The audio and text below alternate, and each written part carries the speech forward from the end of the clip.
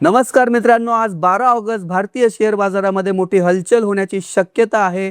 जर तुम्ही ट्रेडिंग किंवा इन्व्हेस्टिंग करत असाल तर आजचे हे दोन मोठे ट्रिगर्स तुम्हाला माहिती असणे खूप गरजेचे आहेत.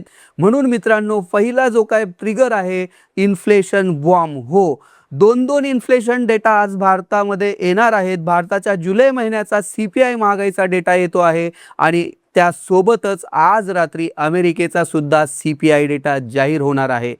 जर महागाई वाढली तर व्याजदर कपातीची जी काही आशा आहे मित्रांनो ती मावळताना दिसेल आणि बाजारामध्ये मोठा सेल ऑफ येऊ शकतो. मित्रांनो, दुसरी जी काही चिंता आहे ती म्हणजे क्रूड ऑइल आणि रुपया. US-इराण तणावामुळे तेलाच्या किमती भडकल्या आहेत आणि रुपया डॉलरच्या तुलनेमध्ये कमजोर झाला आहे.